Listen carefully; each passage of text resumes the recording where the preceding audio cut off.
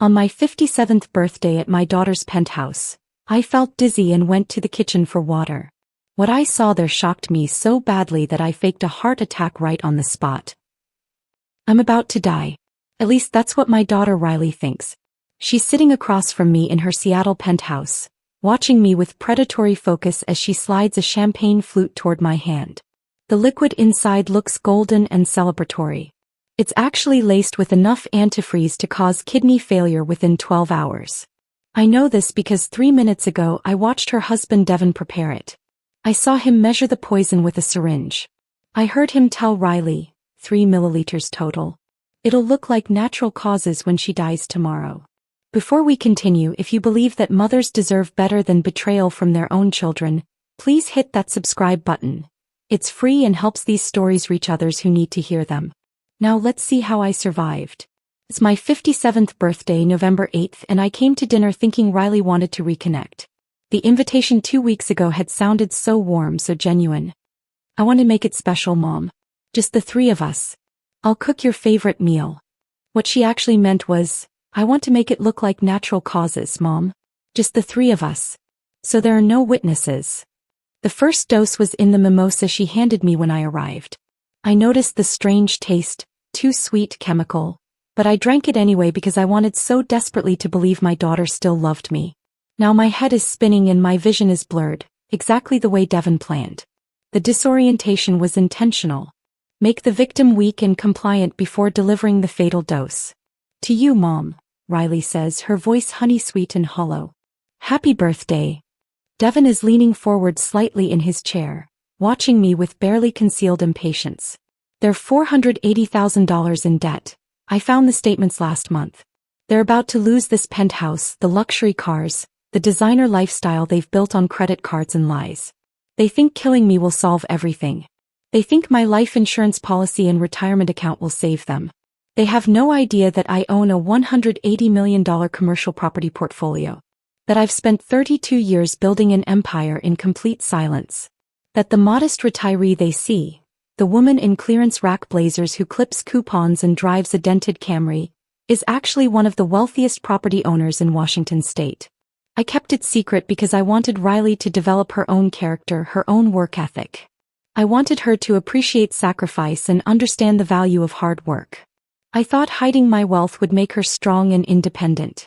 Instead, it just made her willing to kill me. I look at the champagne glass. I look at my daughter's face, tight with anticipation. I look at Devin's cold, calculating eyes. And I make my move. I clutch my chest and gasp. My hand flies to my sternum. The champagne flute slips from my grasp and shatters on the marble floor, sending golden poison spraying across Riley's $8,000 area rug. Mom. Riley shrieks, but she doesn't move toward me. I let my knees buckle. I crash to the floor, letting my body go limp. Through my closed eyelids, I hear them panicking, not about me dying but about the evidence soaking into their carpet. What they don't hear is the sound of sirens already approaching. The police I texted 5 minutes ago from the bathroom. The forensics team my attorney is bringing. The private investigator recording everything from his van across the street. They think I'm dying. They think they've won. They have no idea that Brooklyn Carter doesn't lose. But let me back up. Let me tell you how a mother ends up faking her own death on her birthday while her only child watches and waits for the poison to work. Because understanding who I am makes everything else make sense.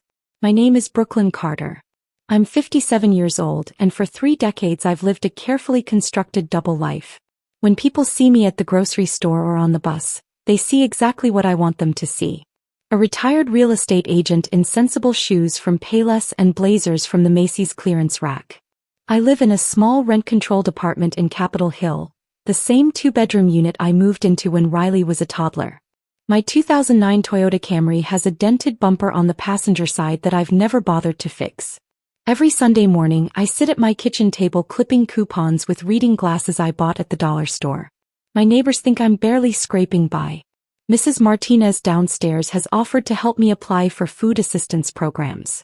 The Johnsons in 3B bring me casseroles when they think I look too thin.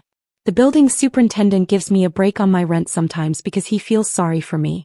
What none of them know, what nobody knows except my attorney Vanessa Hartwell, is that I control one of the largest commercial property portfolios in Washington state. Carter and Associates Holdings. The name exists on legal documents buried under layers of LLCs and trust structures designed to keep my identity private. 17 office buildings scattered across Seattle, Tacoma, and Spokane. 6 shopping centers, including 2 in neighborhoods that have tripled in value over the past decade. A dozen residential complexes with hundreds of units generating steady rental income every month. The whole operation is worth $180 million, and it essentially runs itself now. A machine I built from nothing that deposits money into accounts my daughter doesn't know exist. It started small.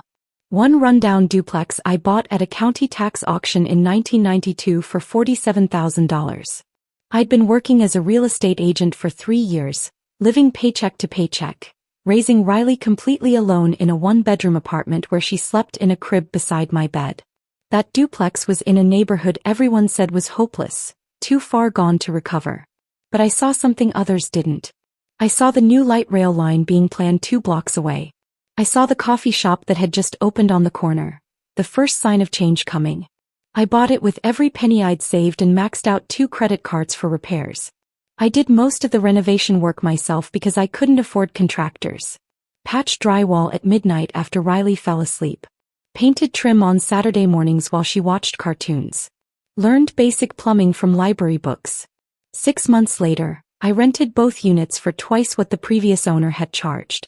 A year after that, I sold the building for $89,000 and used the profit to buy 2 more properties. For 3 decades, I repeated that pattern. Work triple shifts as a real estate agent. Find undervalued properties before anyone else noticed them. Buy low, improve strategically, rent or sell high. Reinvest every single penny. Never upgrade my lifestyle. Never tell anyone what I was building. I worked open houses on weekends while Riley napped in her carrier beside the sign-in sheet. I brought her to client meetings in a stroller, apologizing to buyers who looked annoyed by her presence. I missed her first steps because I was showing a condo to a difficult investor. I missed her dance recital because I was closing a deal on a strip mall in Olympia. The wealth accumulated slowly at first, then faster than I'd imagined possible. But I never changed my apartment or bought a new car or wore expensive clothes. I kept it all hidden because I had a philosophy about raising my daughter. I wanted Riley to develop her own character, her own work ethic, her own sense of accomplishment. I didn't want her to become one of those trust fund kids who never learned the value of hard work, who coasted on their parents' success and contributed nothing to the world. So I let her believe I was struggling. Let her think I'd taken out massive loans to pay for her dance lessons and her college tuition. I wanted her to see sacrifice, to understand that everything worth having requires effort and dedication. When she got into the University of Washington, I paid her entire tuition by quietly selling 2 apartment buildings I'd acquired in Belltown. She never knew those buildings existed. She thought I'd buried myself in debt to give her an education, and I encouraged that belief. I wanted her to feel the weight of my sacrifice, to be motivated by gratitude, to build a life that honored what I'd given her. I thought I was teaching her values. I thought I was making her strong and independent and resilient. I was catastrophically wrong. Riley's father walked out when she was 3 months old. I woke up one morning to find a note on the kitchen counter, written on the back of a utility bill. I'm not ready for fatherhood. I'm sorry.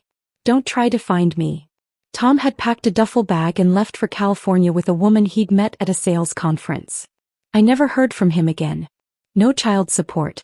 No birthday cards. No explanation beyond those 2 sentences. So I raised Riley completely alone. My parents had died in a car accident when I was 22, and I was an only child with no extended family. No siblings to call for help.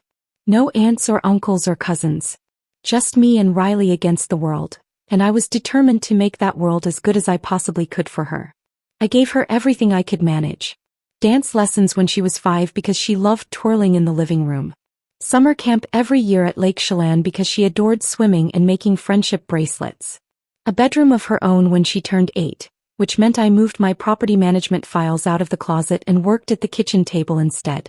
I made sure she went to schools in good districts even though it meant longer commutes for me. But the empire I was building demanded time. So much time. I missed parent-teacher conferences because I was inspecting a building with foundation problems. I missed her middle school graduation because a tenant dispute in Spokane required immediate attention. I missed her prom send-off because I was negotiating a purchase agreement that couldn't wait. Every time I missed something, I told myself it was worth it. I was building her future. Securing her inheritance. Making sure she'd never struggle the way I had. I was being a good mother in the only way I knew how, by working myself to exhaustion to provide financial security she didn't even know existed. The first warning sign appeared when Riley was 24. She brought Devin Garrison home for Thanksgiving. He claimed he worked in tech consulting, which I quickly realized was code for unemployed with big ideas and no follow-through. He wore a Rolex that turned out to be fake. He drove a leased BMW he couldn't afford. He spent the entire dinner talking about disrupting industries and scaling startups without ever explaining what any of it actually meant. He looked around my small apartment with barely concealed disgust. Made jokes about my furniture being vintage in a way that wasn't complimentary. Asked why I didn't invest in cryptocurrency or flip properties for quick cash. Completely oblivious to the irony since I was already doing exactly that, just quietly without bragging to strangers at holiday dinners. But what hurt most was Riley's reaction. She laughed along with his condescension. A new kind of laugh I'd never heard before. Sharp, performative, designed to create distance between us. She was embarrassed by me. Embarrassed by my modest apartment and my clearance rack clothes and my sensible life. When I pulled her aside in the kitchen and gently suggested that Devin seemed more interested in appearances than substance, she turned on me with genuine anger. You're just jealous that I found someone successful. You've been alone your whole life. You don't understand what it's like to build something with a partner. The words stung deeply, but I convinced myself it was just normal mother-daughter tension. They got married 6 months later in a ceremony that cost $85,000. I found out later through my private investigator that the entire wedding was financed with credit cards. 12 different cards, all maxed out, all carrying interest rates above 20%. That's when the real distance started. Over the next 3 years, Riley's phone calls became less frequent. Her visits became rarer. She stopped asking how I was doing and started making pointed suggestions instead. Had I thought about downsizing? Should I consider selling the Camry? Maybe I should look into senior living communities with meal plans? She was trying to convince me to liquidate what she thought were my only assets so she could access whatever equity existed. She didn't know the apartment was rent-controlled and worth nothing to sell. She didn't know the Camry was paid off and perfectly reliable despite its dented bumper. Last month, during one of her supposed migraine episodes when she asked me to help organize her mail, I found what I'd been dreading. Property tax notices with late fees stacking up. Collection letters from 3 different agencies. Credit card statements showing $480,000 in combined debt across 9 cards and 3 personal loans. They were drowning in their own financial decisions and they were desperate. I didn't confront her. I quietly photographed everything with my phone and asked Marcus Webb, my private investigator, to intensify his monitoring of their finances. I needed to understand exactly how bad things had gotten. Then 2 weeks ago, Riley called with that warm, syrupy voice I didn't recognize. She invited me to dinner for my birthday. Just the 3 of us at her penthouse. She'd cook my favorite meal. We'd celebrate properly. She wanted to reconnect after being distant. Something felt wrong about the invitation, but I wanted so desperately to believe her. I wanted to believe my daughter still loved me somewhere beneath the debt and the designer clothes and Devin's toxic influence. So I said yes. I accepted the invitation. I had no idea I was walking into a trap. Now here I am, lying on Riley's cold marble floor with my eyes closed, listening to her and Devin panic about the champagne I spilled. The poison meant to kill me is soaking into their expensive rug instead of destroying my kidneys. And the sirens are getting louder. The sirens are still distant, maybe 3 or 4 blocks away, but getting closer with every second. I stay perfectly still on Riley's marble floor, my body limp, my breathing shallow and irregular. Through my closed eyelids, I can hear Devin's footsteps, frantic, pacing back and forth across the living room. Why are there so many? His voice cracks with panic. Riley, did you call 911 yet? No. Riley's voice comes from somewhere near the kitchen. You said to wait. You said we had to make sure she was actually. Then who called them? The question hangs in the air. I can almost feel their paranoia thickening, their certainty crumbling. They're realizing something has gone terribly wrong with their perfect plan. But to understand how we got here, to this moment where I'm playing dead while my daughter panics about evidence, you need to know how this birthday dinner actually started. Because 5 hours ago I had no idea what was coming. 5 hours ago I still believed my daughter might love me. November 8th arrived cold and drizzly, the kind of typical Seattle weather that seeps into your bones. I took the bus to Riley's building because parking downtown costs a fortune and I've never believed in wasting money on unnecessary expenses. The number 10 dropped me off at First Avenue, and I walked the last 2 blocks with my umbrella fighting against the wind. Harbor Steps Tower rose above me like a glass monument to wealth I knew Riley and Devin didn't actually have. The lobby was all gleaming marble and modern art sculptures, twisted metal pieces that probably cost more than most people's annual salaries. A massive chandelier hung from the ceiling, each crystal catching the light and throwing rainbows across the polished floor. The doorman looked up from his desk as I approached. His eyes swept over me, my practical raincoat from Target, my sensible shoes, my purse that had seen better days. His expression shifted from professional courtesy to barely concealed judgment.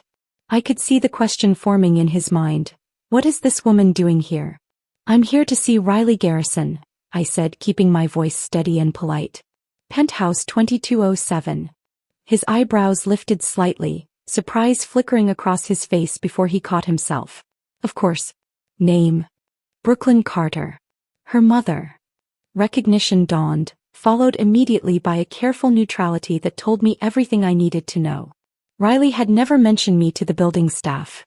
Or if she had, it wasn't in any context that suggested pride or affection. Elevators to your left, he said, waving vaguely without looking up again. The ride to the 22nd floor felt endless.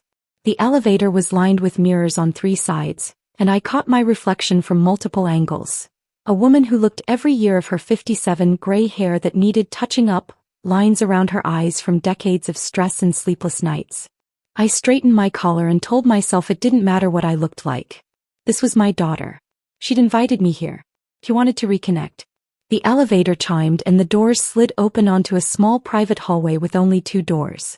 Riley was standing outside the left one, and for a moment, just a flash, I saw the little girl she used to be. The one who'd run to meet me at the door after work, throwing her arms around my legs and chattering about her day. Then the moment passed. The woman in front of me was a stranger wearing my daughter's face. Mom. She stepped forward, her arms opening for a hug. She was dressed in a silk blouse the color of champagne and designer jeans that still had those crisp creases down the front from being recently purchased. Her hair was styled in loose waves that probably cost $200 at a salon. Diamond studs, or what I assumed were meant to look like diamonds, glinted in her ears. The hug felt wrong. Too brief. Too stiff. Like she was embracing someone for a photograph, holding the pose just long enough for it to count before pulling away. Happy birthday, Mom, she said, but her eyes were somewhere else. They flicked past me toward the elevator, then back, then toward the open door of her penthouse. Distracted. Calculating. Like she was checking off boxes on a mental list. Thank you for inviting me, I said, meaning it despite the awkwardness. It's been too long. I know. I'm sorry about that. Things have just been so crazy with Devin's business and the renovation projects and, well, you know how it is. She gestured for me to follow her inside. Come in, come in. Dinner's almost ready. The penthouse took my breath away, but not in a good way. Floor-to-ceiling windows dominated the far wall, offering a panoramic view of Elliott Bay and the Seattle skyline. The furniture was all sharp angles and minimalist design, beautiful but uncomfortable looking. Everything was white or gray or glass. Modern art hung on the walls, abstract pieces that probably had names like Untitled Number 7, and price tags that would make normal people weep. But what hit me hardest was the smell. White orchids. Massive arrangements of them scattered throughout the space, their cloying sweetness so overpowering it made my head ache within seconds. The scent masked something else underneath, something chemical and sharp that I couldn't quite identify. Wow, I said because Riley was watching me, waiting for a reaction. This is beautiful. 4.2 million, Riley said, a note of pride creeping into her voice. We got it for a steal, actually. The previous owner needed to sell fast. Devin handled the whole negotiation. I nodded, remembering the property tax notices I'd seen in her mail last month. The ones showing they were 3 months behind. The ones that would lead to foreclosure proceedings if they didn't catch up soon. Brooklyn. Devon's voice came from the dining area. He was sitting at the table with a glass of red wine, his posture deliberately casual. Legs crossed, one arm draped over the back of his chair. He didn't stand when I entered. Didn't smile. You made it. I was starting to think you'd gotten lost on the bus.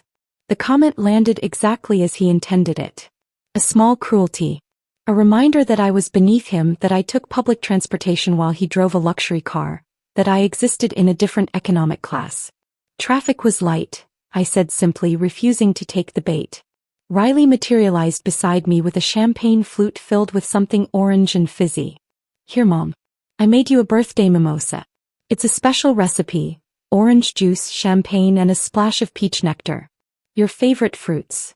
I'd never told her peaches were my favorite. She was guessing, filling in details about a mother she'd never bothered to truly know. But I took the glass anyway, smiling my thanks. The first sip tasted wrong immediately. Too sweet, like someone had dumped simple syrup into it. And underneath the sweetness was something else. A chemical aftertaste that made my tongue feel slightly numb, like I'd been to the dentist. I assumed it was cheap champagne or artificial juice, the kind of corner cutting that people drowning in debt resort to. I forced myself to take another sip so Riley wouldn't feel rejected. The numbness spread slightly, a tingling sensation in my mouth that felt distinctly unpleasant. Sit, Riley said, guiding me toward the dining table. Dinner's almost ready. I made your favorite pot roast with carrots and potatoes. I'd mentioned liking pot roast once, maybe 15 years ago. The fact that she'd remembered felt like a small victory, a sign that maybe she did still care somewhere beneath all this distance. Devon watched me settle into my chair across from him. His eyes were cold, assessing like I was a problem he was trying to solve. So Brooklyn, he said, swirling his wine. Riley mentioned your birthday. 57, right? That's a tough age. Health starts declining. Memory issues. You taking care of yourself? I'm fine, thank you. Because we worry, you know. Living alone at your age in that neighborhood. Capitol Hill's gotten rough. All those homeless camps. We keep telling you, you should think about downsizing. Maybe one of those senior communities with meal plans and activities. Wouldn't that be better than struggling alone? I gripped my champagne flute a little tighter. I'm not struggling. And I like my apartment. But for how much longer? Devon leaned forward, his voice taking on a tone of false concern that made my skin crawl. Be realistic. You're not getting any younger. What happens when you can't manage stairs anymore? When you need help with basic tasks? Riley and I have been discussing it, and we think it's time to make some practical decisions about your future. Riley appeared from the kitchen carrying a platter. She set it down in the center of the table, pot roast that actually looked and smelled delicious, but she didn't meet my eyes. Devon, let's not talk about this now, she murmured. It's Mom's birthday. I'm just being practical, Devon said. Someone has to be. Brooklyn, no offense, but you've been living hand-to-mouth your entire life. You worked yourself to the bone raising Riley, and what do you have to show for it? A rent-controlled apartment and a car that should have been scrapped 5 years ago. Riley told me you clip coupons, for God's sake. In 2024. My face burned with humiliation, but I kept my voice level. I live within my means. There's no shame in that. No, but there's no wisdom in it either. You're sitting on what, $400,000 in your 401k? Maybe more? That's just rotting in some low-yield account while your own daughter is trying to build something real. We've got this wellness startup. Meditation apps, corporate wellness programs, huge market potential, and we're looking for seed investors. You could triple your money in 18 months. Instead, you're hoarding it like some Depression-era miser while Riley loses everything. The words hit me like physical blows. Not because they hurt, I'd heard worse from business rivals over the years, but because Riley was sitting right there saying nothing. Not defending me. Not telling her husband to stop. Just serving pot roast onto plates with her head down and her shoulders tense. I appreciate the offer, I said carefully, but I'm not in a position to invest right now. Not in a position? Devon's voice rose slightly. You're literally sitting on hundreds of thousands of dollars. Your daughter is drowning in debt trying to maintain a lifestyle that shows she's successful, and you won't lift a finger to help her. What kind of mother does that? Devon. Riley's voice was quiet but sharp. That's enough. But it wasn't enough for Devon. He was just getting started and I could see the desperation behind his anger now. The panic of a man watching his constructed reality collapse. That's when the dizziness hit. Sudden. Disorienting. The room tilted sideways like I was on a ship in rough water. My vision blurred at the edges, everything going slightly soft and out of focus. My hands felt heavy and clumsy as I gripped the edge of the marble table, trying to steady myself. This wasn't my blood pressure medication needing adjustment. This wasn't stress or anxiety. This was something chemical, something wrong being introduced into my system. I just need some water, I managed to say, my voice coming out thinner than I intended. The kitchen, I'll just grab a glass. Devon's response was immediate and, in retrospect, completely revealing. His tone shifted from hostile to performatively concerned in a single breath. Sit down, Brooklyn. You look terrible. Riley will get it for you. You need to rest. But every instinct I'd developed over decades of navigating dangerous business deals was screaming at me to move. To get away. To find out what was happening. No, I said, pushing myself to my feet despite my unsteady legs. I need to walk it off. I'll be fine. I stumbled toward the hallway, one hand on the wall for support. My heart was pounding, not from exertion but from a fear I couldn't yet name. Behind me, I heard Riley and Devon's voices drop to urgent whispers. Too quiet to make out the words but sharp with tension. The hallway stretched before me longer than it should have been. And that's when I noticed what I'd been too distracted to see when I arrived. The walls were covered with photographs. Enormous black and white prints in expensive frames. Riley and Devon at what looked like a charity gala, both in formal wear, champagne glasses raised. Riley and Devon on a yacht, the Mediterranean coastline behind them. Riley and Devon in ski gear at some resort, mountain peaks in the background. Every single image showed wealth and status they didn't actually possess. Every frame told a story of success built entirely on borrowed money and lies. But what broke my heart was the absence. Not a single photograph included me. Not one image from Riley's childhood. Not the picture from her college graduation where I stood beside her in my thrift store suit, so proud I could barely speak. That photo used to sit on her bookshelf in her first apartment. She kept it for years. Now it was gone. Erased. Like I'd never existed. Like the sacrifices I'd made, the life I'd built for her, meant nothing compared to these carefully staged images of a fake life. My legs carried me forward, but my heart was breaking with each step. The dizziness was getting worse, my vision narrowing at the edges. I reached out to steady myself against the wall and my hand left a smudge on the pristine white paint. That's when I heard the voices coming from the kitchen. Hushed but urgent. Conspiratorial. I pressed my back against the wall and peered through the narrow gap where the door stood slightly ajar. And everything I thought I knew about my daughter shattered in an instant. And everything I thought I knew about my daughter shattered in an instant. Through the 3-inch gap in the kitchen door, I could see Devon standing at the center island. The recessed lighting cast sharp shadows across his face, making him look like something from a nightmare. In front of him sat my champagne flute, the one I'd left on the coffee table in the living room when I'd excused myself. But it wasn't alone anymore. Beside it sat a small amber vial. No label. No prescription information. Just dark glass catching the light. Next to that was a graduated syringe, the kind with precise measurement markings etched along the side. The kind you'd use in a laboratory. Or the kind you'd use if you needed to get a dosage exactly right. My breath caught in my throat, creating a small sound I immediately regretted. I pressed myself flatter against the hallway wall, praying they hadn't heard.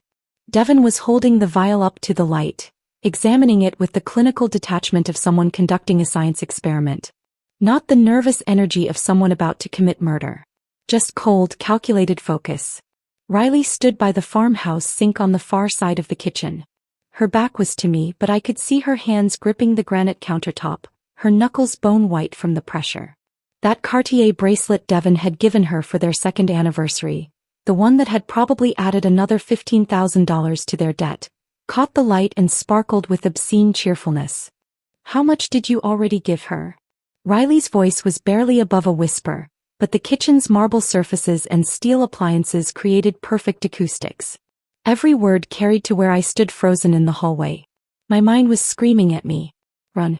Call the police. Do something. But my body wouldn't respond. I was paralyzed by the absolute impossibility of what I was witnessing. This couldn't be real. This couldn't be my daughter discussing. "0.5 milliliters in the mimosa," Devon said, and his tone was so matter-of-fact it made my stomach turn. Like he was explaining a cooking measurement. Like this was a recipe he'd followed before. Just enough to make her disoriented and compliant. "The antifreeze is sweet. Masks itself in orange juice perfectly." She didn't even hesitate when she drank it. Antifreeze. The word echoed in my skull. The chemical taste I'd noticed. The strange numbness in my mouth. The dizziness that had come on so suddenly. They'd already poisoned me. "Now we finish it with the champagne," Devon continued, unscrewing the vial cap with steady hands. 3 milliliters total. That's the key, not too much that it's obvious but enough to guarantee results. CDC toxicology reports are very specific about ethylene glycol. For someone her size with her blood pressure issues, 3 milliliters will cause acute kidney failure within 8 to 12 hours. Looks exactly like natural causes. He began drawing liquid from the vial into the syringe, pulling the plunger back with practiced precision. The clear fluid filled the chamber slowly, measured and deliberate. Riley's shoulders were shaking. For a moment I thought maybe she was crying. Maybe some part of my daughter was still in there, horrified by what they were planning. Then I realized she wasn't crying. She was just trembling with nerves. "What if someone orders an autopsy?" Riley asked, her voice tight and high-pitched. "What if they test for it?" "They won't." Devon's confidence was absolute. He held the syringe up to the light, checking the measurement. "Think about it logically. She's 57 years old. She has documented hypertension.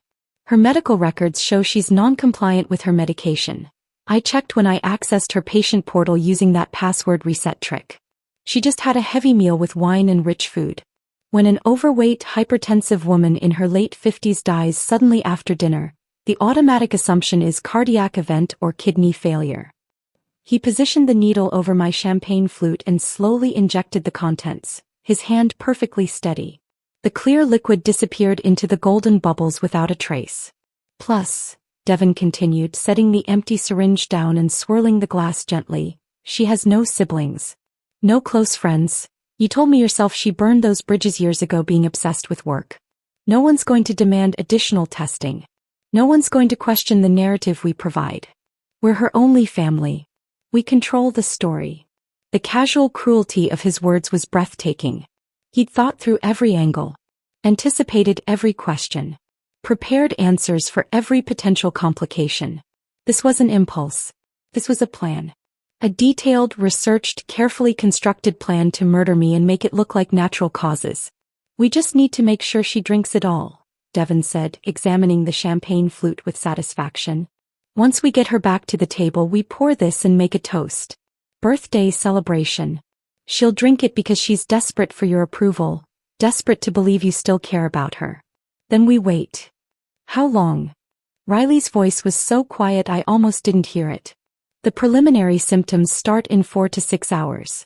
Nausea, confusion, increased heart rate. We'll act concerned, offer to call for help, but she'll probably insist she's fine. You know how she is, never wants to be a burden. By the time she gets really bad she'll be home in that apartment. Alone. She'll probably call 911 herself when the pain gets unbearable, but by then it'll be too late. Kidneys will be shutting down. Even if they figure out it's poisoning, there's no way to trace it back to us." "But murder, Devon." Riley finally turned away from the sink. I could see her face now, pale and drawn. "We're talking about murder. She's my mother." For one desperate, agonizing moment I thought she might refuse. I thought I might see some spark of the little girl I'd raised.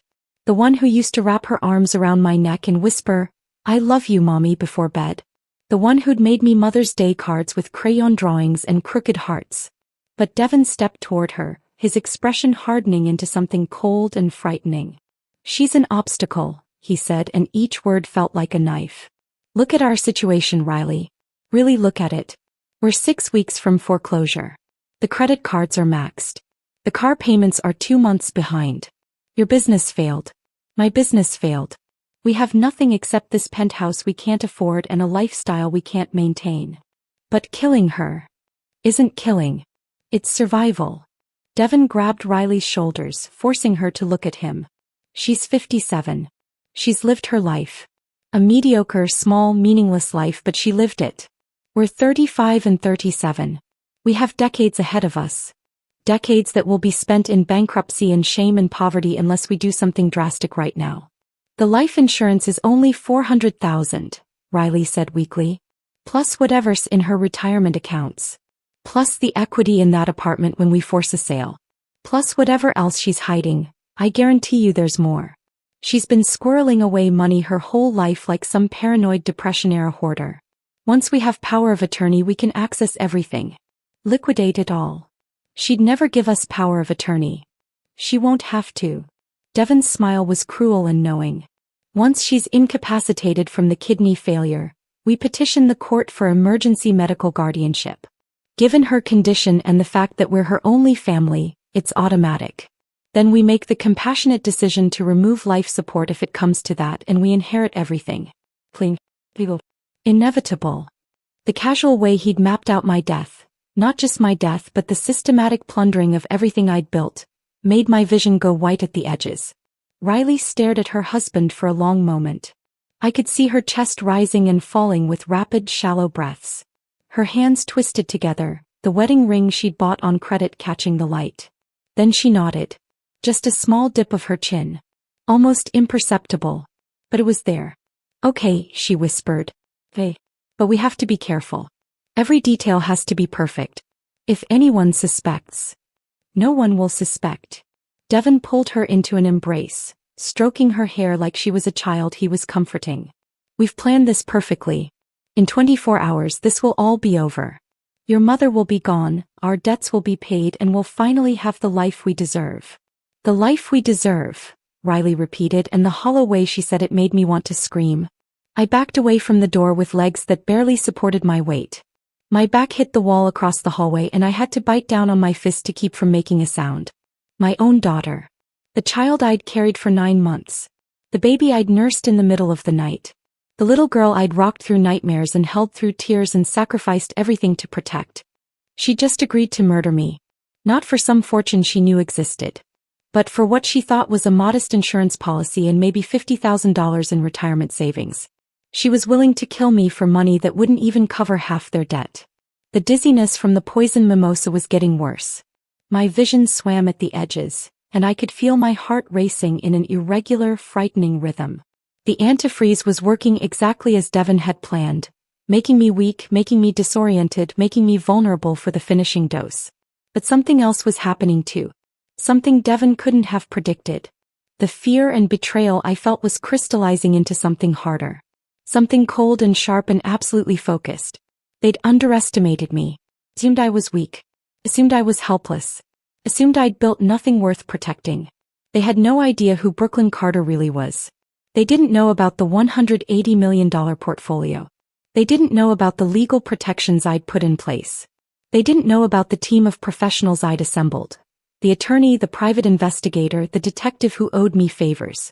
Most importantly, they didn't know that I'd been documenting their financial collapse for months. That I'd suspected something was coming. That I'd prepared for exactly this kind of worst-case scenario. I pushed myself away from the wall and stumbled down the hallway toward the powder room I'd noticed near the entrance. My hands shook as I turned the knob and slipped inside, locking the door behind me with a quiet click that sounded impossibly loud in the silence. The bathroom was small but expensive. Marble countertops, designer fixtures, scented candles that probably cost $40 each. I gripped the edge of the sink and stared at my reflection in the mirror. My face was pale, almost gray. My pupils were slightly dilated. Small signs of the poison already working through my system. But my eyes were clear, focused, filled with a rage so pure it felt like electricity in my veins. I pulled my phone from my purse with trembling hands and opened my encrypted messaging app. 3 messages. 3 people who would understand exactly what to do. The first went to Lieutenant Grace Nakamura, Seattle PD. We'd worked together 2 years ago on a tenant fraud case. She owed me and she was someone who didn't ask unnecessary questions. Code red. Attempted homicide in progress. 57 years old female. Suspects, family members. Poisoning via antifreeze in beverage. Address. Penthouse 2207 Harbor Steps Tower, 1221 First Avenue.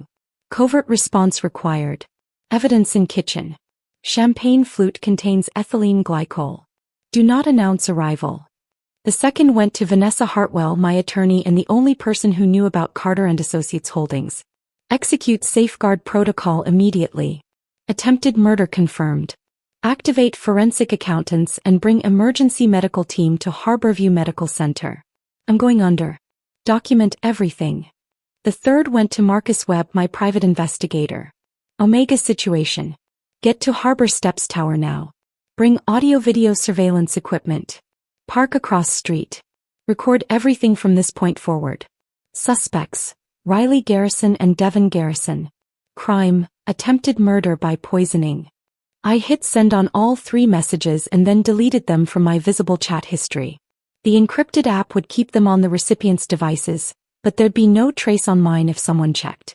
I splashed cold water on my face, watching the droplets run down my chin and drip into the marble sink. My reflection stared back at me, a woman who looked every year of her age, who looked tired and scared and hurt. But underneath that there was something else. Something Devin and Riley would never see coming. I dried my face with one of their expensive hand towels and took a deep breath. It was time to give the performance of my lifetime. Time to walk back into that living room, accept that poisoned champagne, and fake a collapse so convincing they'd never suspect I'd heard every word. Let them think I was dying. Let them panic about evidence. Let them believe they'd won. By the time they realized their mistake, the handcuffs would already be closing around their wrists. I unlocked the bathroom door and stepped back into the hallway ready to finish this.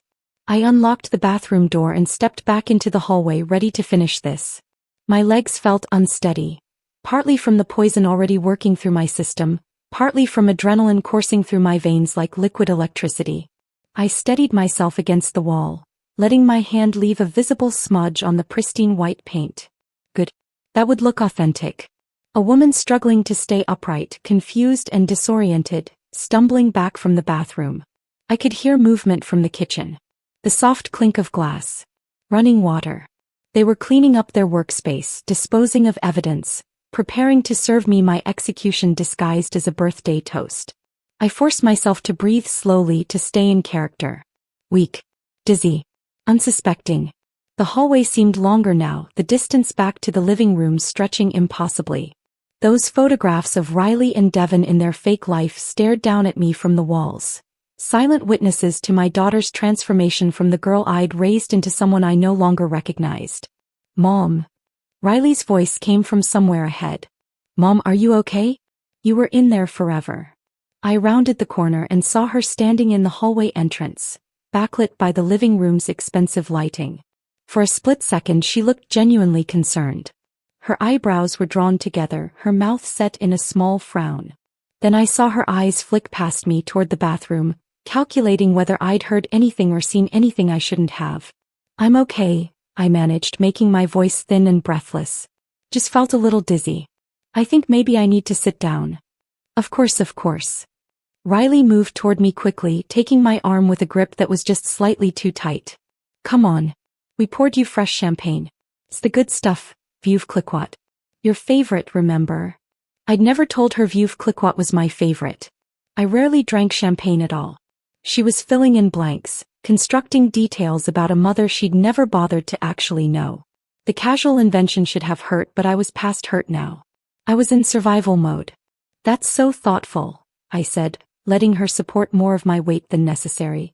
I shuffled my feet slightly, sold the image of a woman on the edge of collapse. You didn't have to go to so much trouble. It's your birthday, Mom. You deserve something special. The words were hollow, recited without meaning. Like dialogue from a script she'd memorized but never understood. We entered the living room and there was Devin standing by the sofa. He'd composed himself since I'd overheard them in the kitchen. His face was arranged in an expression of polite concern, though his eyes remained cold and watchful. In his hand was a fresh champagne flute, the liquid inside catching the light from the floor-to-ceiling windows. Golden. Sparkling. Beautiful. Deadly. Brooklyn, he said, his voice smooth with false warmth. You look terrible. Here, sit down before you fall down. He gestured to the sofa with his free hand while keeping the champagne flute carefully level in the other. Riley was just telling me how worried she is about you. This dizziness, has this happened before? Maybe we should call your doctor. The performance was almost impressive. If I hadn't heard him discussing my murder in clinical detail 10 minutes ago, I might have believed he actually cared. No, doctor, I said quickly, letting Riley guide me to the sofa. I just need to sit for a minute. It's probably just my blood pressure medication. Sometimes if I don't eat enough during the day, it makes me lightheaded. Well, you need to take better care of yourself.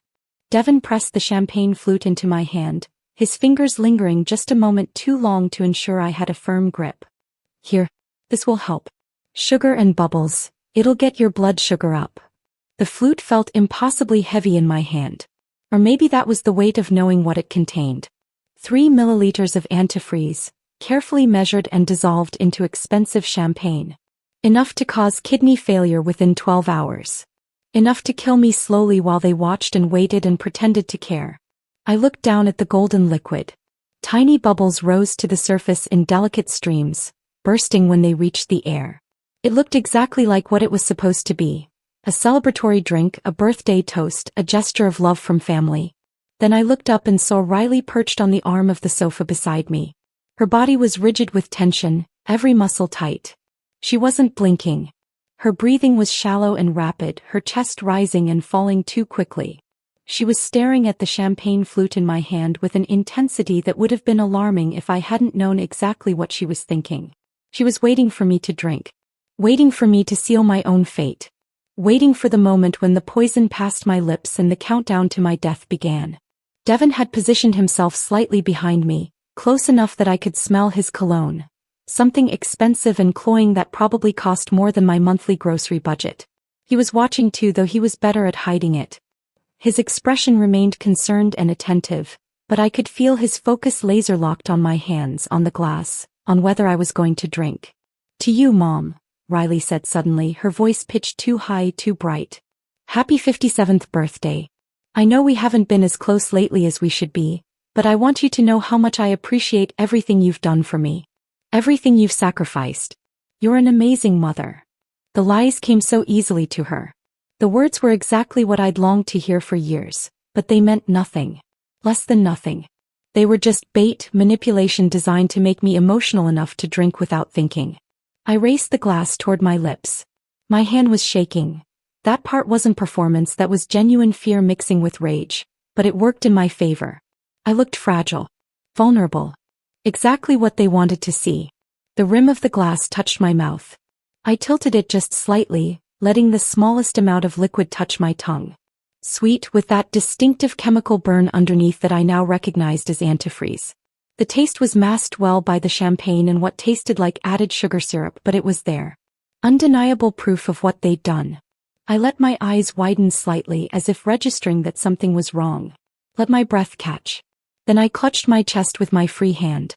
The gasp that tore from my throat was half performance, half genuine horror at what my own child had become. My fingers dug into the fabric of my blouse, gripping hard enough that my knuckles went white.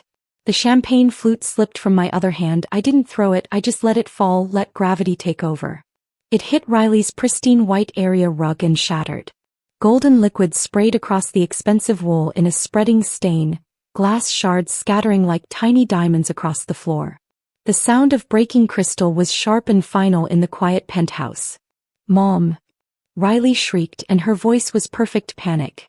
But she didn't move toward me. She didn't reach out to catch me or help me. She froze exactly where she was, her eyes locked on the champagne soaking into her $8,000 rug. Not concern for her dying mother. Concern for the evidence spreading across her floor. I squeezed my eyes shut and let my body go completely limp. Decades of working on construction sites, of climbing ladders and walking roof edges and inspecting unstable structures. All of that had taught me how to fall without seriously hurting myself. I let my knees buckle and went down hard, my body crumpling sideways off the sofa onto the cold hardwood floor that extended beyond the rug's edge. The impact jarred my hip and sent a spike of pain up my spine, but I'd taken worse falls. I knew how to distribute the force, how to protect my head, how to land in a way that looked devastating but wasn't actually dangerous. I let my head loll to the side, my cheek pressed against the floor. kept my eyes squeezed shut, made my breathing shallow and irregular, not the steady rhythm of someone faking, but the erratic gasps of someone in genuine distress. Through my closed eyelids I could hear everything with crystal clarity. Is she dying already? Riley's voice was high-pitched and panicked, but still she didn't come to me. I could hear her heels clicking rapidly, but the sound was moving away, not closer. Devon, she barely drank any. What if? Shut up. Devon's voice was sharp as a blade. Check her pulse. No, wait, don't touch her. Pause. I could feel him moving closer, sense his presence looming over my motionless body. If she's having a real heart attack and we didn't give her enough poison, this is actually better, Devon said, his voice dropping to an urgent whisper. Natural causes. No investigation. But we need to be smart about this. But the champagne, Riley hissed, and now I could hear genuine fear creeping into her voice. Devon, it's all over the rug. If the paramedics come and test it, if anyone tests it, then get it cleaned up. Devon snapped. Now Riley. Use club soda, blot it. Don't rub or it'll spread. Move. I heard Riley's heels clicking frantically toward the kitchen. Heard cabinets opening, bottles clinking, the sound of liquid being poured. She was trying to clean up the poisoned champagne, trying to eliminate the evidence before help arrived. Devon's footsteps circled me slowly.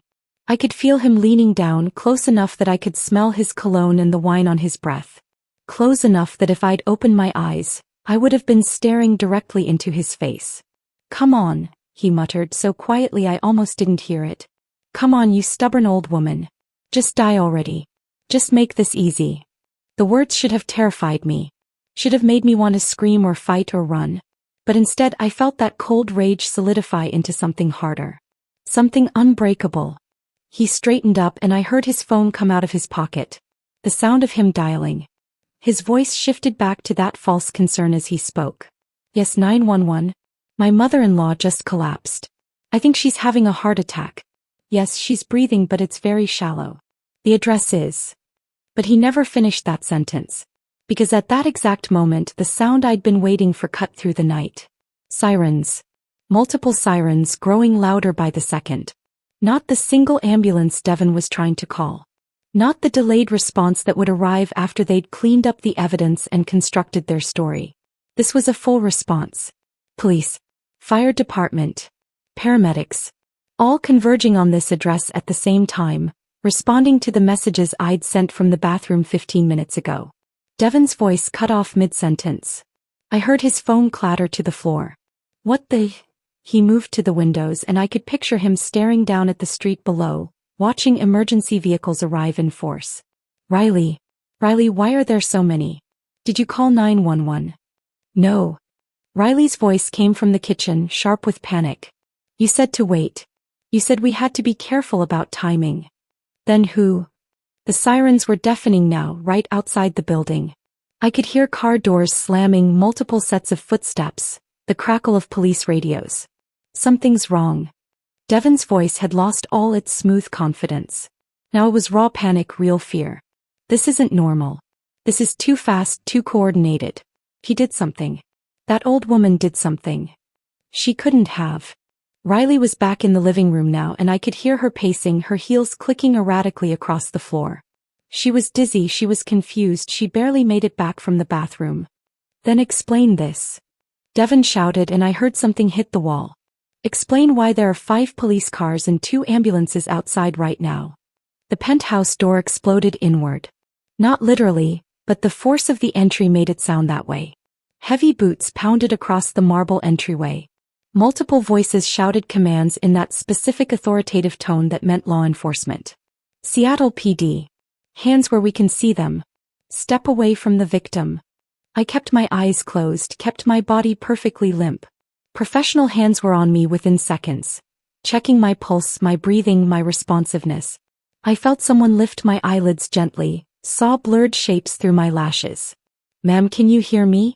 I'm Officer Martinez with Seattle Fire. You're safe now. We've got you. But the voice that mattered came half a second later, so quiet that only I could hear it. A woman's voice, low and close to my ear. Mrs. Carter, it's Vanessa. The recording devices are active. Forensics has the champagne sample and the vial from the kitchen. Marcus has video from outside. You're clear. You can stop now.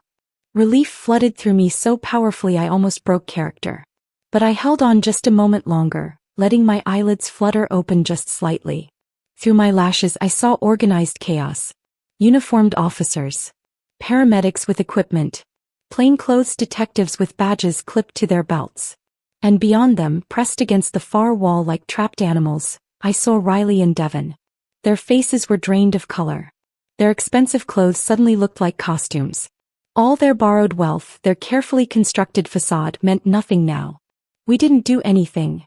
Riley was screaming, her voice shrill and desperate. She just collapsed. We were about to call 911. This is insane. Her performance was good. Almost believable. The terrified daughter watching her mother have a medical emergency. But I knew better. I knew the calculation behind those tears. Devon tried a different approach, his voice shifting to indignant authority even though it shook at the edges. This is a massive overreaction. My mother-in-law had a dizzy spell. You're traumatizing her with all this chaos. I want badge numbers. I'm calling my lawyer. But then Lieutenant Grace Nakamura stepped into my field of vision. Her badge was clipped to her belt, her expression carved from granite and absolute certainty. Riley Garrison, Devon Garrison, she said, her voice cutting through all their protests like a knife. You're both under arrest for attempted murder. Riley Garrison, Devon Garrison, Lieutenant Nakamura said, her voice cutting through all their protests like a knife. You're both under arrest for attempted murder. You have the right to remain silent. Anything you say can and will be used against you in a court of law. You have the right to an attorney. If you cannot afford an attorney, one will be provided for you. The Miranda rights continued, each word falling like a hammer blow in the suddenly silent penthouse. I kept my eyes mostly closed, just watching through my lashes as the scene unfolded around me. The paramedics were professional and gentle, checking my vital signs with practiced efficiency, but I could tell from their body language that they'd been briefed. They knew this wasn't a simple medical emergency. They knew they were part of a criminal investigation. No. Riley's voice came out as a broken whisper. No, this is wrong. This is a mistake. Her legs gave out. A female officer in uniform caught her arm before she hit the floor, steadying her with a firm grip that was more restraint than assistance. Mom. Riley's voice rose to a shriek. Mom, tell them. Tell them this is a mistake. We would never, I would never. I remained perfectly still, my breathing shallow, my face slack. Let her beg. Let her panic. Let her feel a fraction of the terror she'd planned for me. We didn't do anything. Devon had found his voice again and he was trying for outraged indignation, but it came out sounding desperate and hollow. She had a dizzy spell. We were about to call for help. This is insane. You're traumatizing a sick woman with this ridiculous display of force. Step back, sir. A uniformed officer moved between Devon and where I lay on the floor. Keep your hands visible.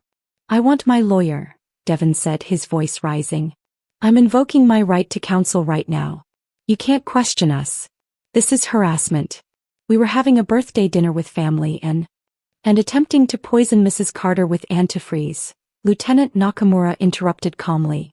She pulled out her phone and showed Devon something on the screen. We have video surveillance from outside this unit. We have testimony from Mrs. Carter sent before her collapse. We have the champagne sample currently being tested by our forensics team, along with a vial and syringe recovered from your kitchen.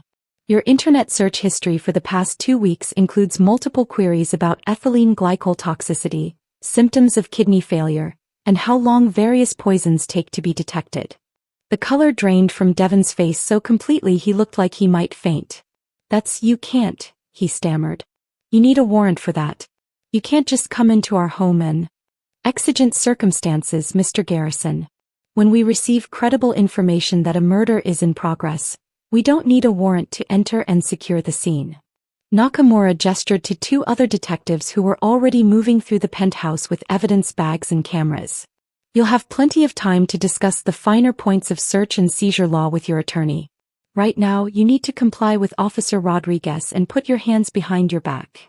I heard the metallic click of handcuffs closing. Once, twice. The sound was deeply satisfying. This is insane, Riley was sobbing now, her carefully applied makeup running in dark streaks down her face. Mom, please, you have to tell them. This is a misunderstanding. We were trying to help you. You were sick and we were worried and... Ma'am, you need to stop talking. The female officer holding Riley's arms spoke firmly but not unkindly. Anything you say right now can and will be used against you. I strongly advise you to wait for your attorney. But Riley couldn't stop. The words kept pouring out, desperate and panicked. We didn't poison anyone. That's ridiculous. Why would we do that? She's my mother. I love my mother. We were celebrating her birthday. The champagne was just champagne. She must have had a reaction to her medication or something. This is all a terrible mistake. The forensics team will determine what was in that champagne, Nakamura said evenly.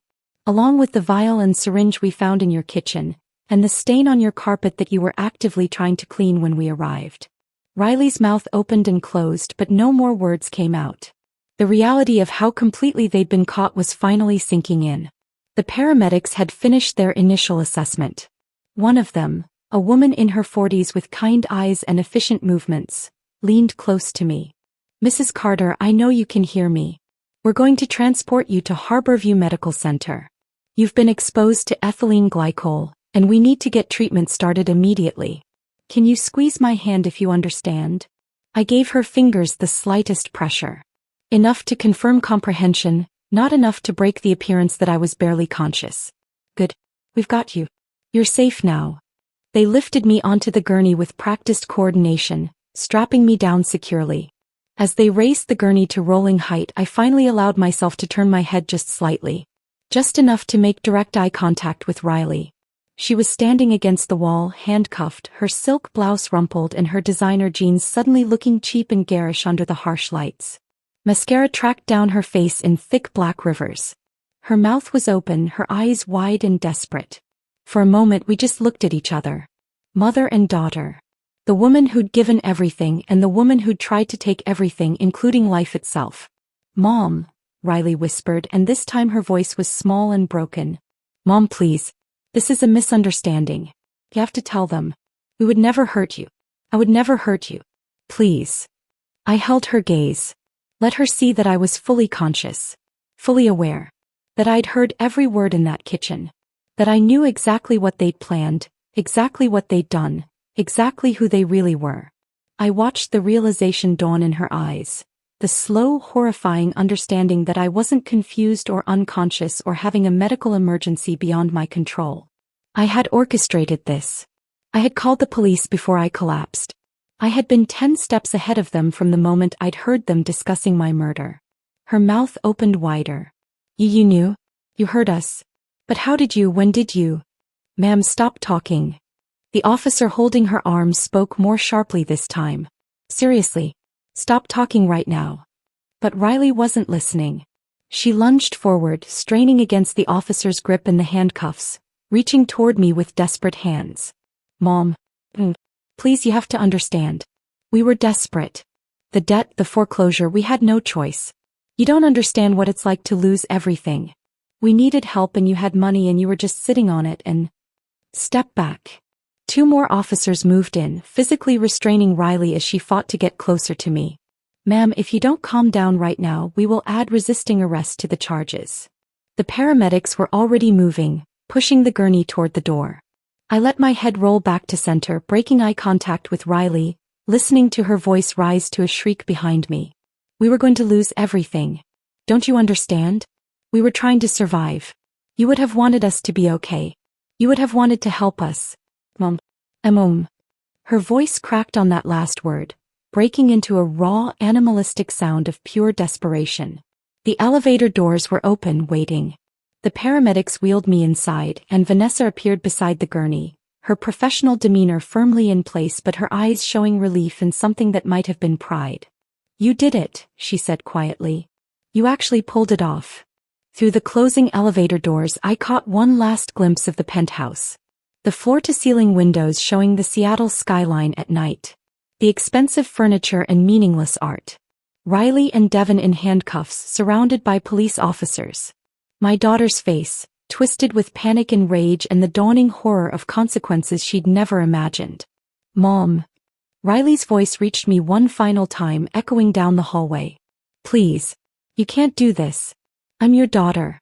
I'm your only family. The elevator doors closed with a soft mechanical whisper, cutting off her screams mid-word. The sudden silence was profound. Just the quiet hum of the elevator descending, the soft beep of medical equipment, the measured breathing of the professionals surrounding me. I closed my eyes fully for the first time since the performance began. Let myself feel the weight of what had just happened. My daughter had tried to murder me. My daughter was now under arrest. My daughter's life as she knew it was over. And I had made it happen. The elevator descended smoothly through the floors. 22. 21. 20. Each number ticking down felt like distance opening between my old life and whatever came next. Mrs. Carter. Vanessa's voice was gentle. We need to get you to the hospital for treatment. You did ingest some of the antifreeze and even a small amount can be dangerous. But the doctors are standing by. They know you're coming. You're going to be fine. I opened my eyes and looked at her. Really looked at her. Vanessa Hartwell, the attorney who'd helped me build Carter and Associates in secret, who'd structured the trusts and the LLCs and the protections that kept my wealth hidden. Who drafted the safeguard protocol 3 months ago when I'd first started suspecting Riley's desperation might lead somewhere dark. The evidence? I managed to whisper, my throat raw from controlling my breathing for so long. Solid, Vanessa confirmed. Marcus has video from the moment you arrived at the building. The champagne sample was collected immediately. It's already on its way to the lab, but the field test confirmed ethylene glycol.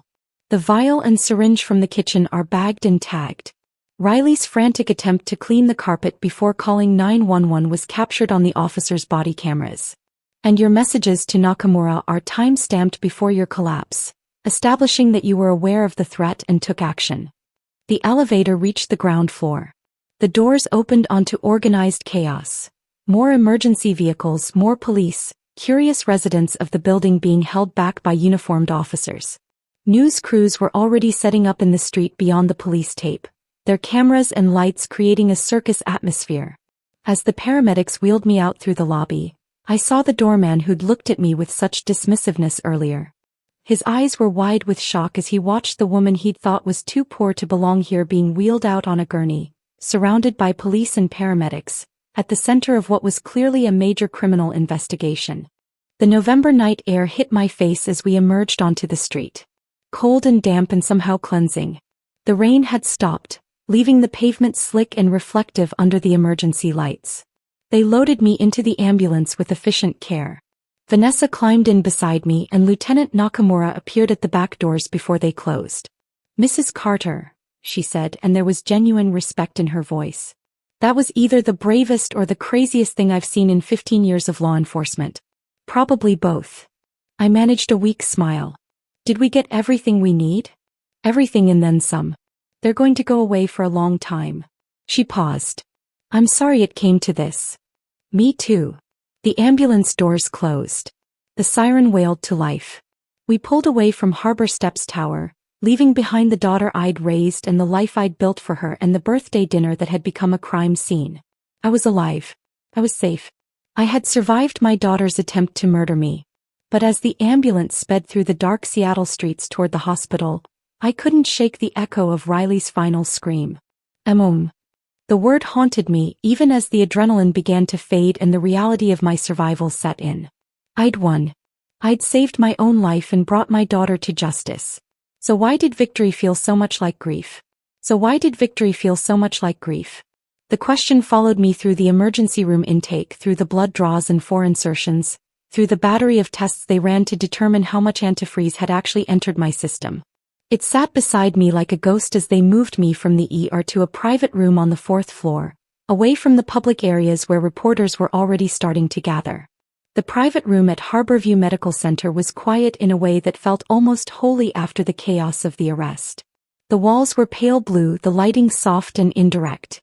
Medical equipment beeped and hummed with steady reassurance. Proof that I was alive, that my heart was beating, that my kidneys were still functioning despite Riley's best efforts to destroy them. I lay in the hospital bed, no longer performing, no longer pretending. Just Brooklyn Carter, 57 years old, trying to process the fact that my only child had attempted to murder me for money she didn't know existed.